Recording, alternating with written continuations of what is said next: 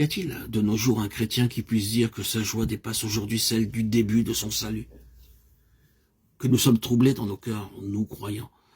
Nous sentons que nous avons péché et nous sommes frustrés.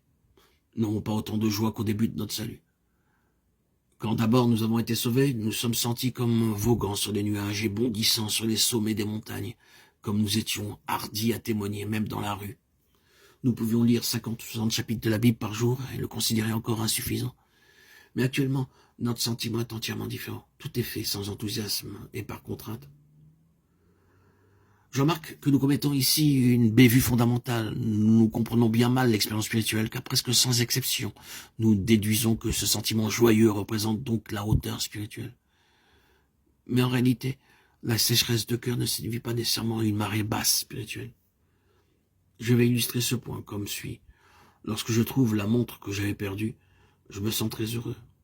Cependant, quelques jours plus tard, ma joie n'est pas aussi vive que le premier jour. Et peut-être que dans quelques jours, cette joie sera complètement évanouie. Toutefois, à ce moment-là, je n'ai pas perdu ma montre à nouveau. Que s'est-il passé ici? Simplement que ce que j'ai perdu maintenant, ce n'est pas ma montre une fois de plus, mais en premier lieu, la joie de l'avoir retrouvée. Laissez-moi dire que c'est la même chose avec notre expérience spirituelle. Quand une personne trouve le Sauveur et est sauvée, elle ne peut être que joyeuse. Si quelqu'un manque de joie au moment du salut, je dois me demander s'il a réellement trouvé le Sauveur. Plus tard, quand la personne perd le sentiment de joie, elle peut penser qu'elle a aussi perdu la chose dans laquelle elle s'était réjouie auparavant.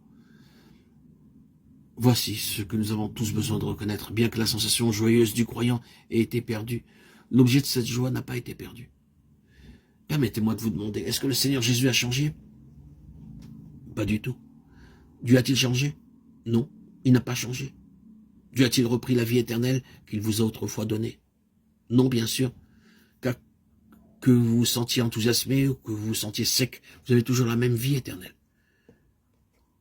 Quelque enthousiasmé ou manquant d'inspiration que vous sentiez, votre situation reste la même, parce que la chose que vous avez reçue de Dieu n'est jamais perdue. Par conséquent, je peux dire qu'il n'y a vraiment pas de situation de haut et de bas dans l'expérience de la vie d'un chrétien. Ceci, bien entendu, ne peut être appliqué à ces chrétiens qui ont réellement péché et ont déserté. Ils sont l'exception. Ce qui est ici mentionné est applicable seulement aux chrétiens d'une manière générale. Dieu ne change jamais. Ni l'œuvre du Seigneur Jésus ne connaît le moindre changement. Ni le Saint-Esprit ne change jamais. La vie éternelle que vous avez reçue est toujours là. Ce qui par la suite change ou est perdu, c'est le sentiment de joie que vous avez éprouvé au moment du salut. Par exemple, un enfant dans son ignorance pense, par un jour de pluie, que le soleil a disparu. Il demande alors à son père, où le soleil est-il allé? Il monte l'escalier pour avoir une vue plus haute du soleil, mais il ne peut le trouver. Il peut même monter sur une tour de guet proche, mais il ne pourra pas encore trouver le soleil. En réalité, nous, les adultes, nous savons que le soleil n'a pas changé. Il a été caché simplement de la vue par de nombreux nuages, de sombres nuages. Et voilà. Et justement, de la même manière, le soleil du croyant n'a pas changé. Ce qui a changé, c'est seulement son sentiment. Il y a de sombres nuages dans son ciel personnel, de sorte que la lumière de son soleil est marquée.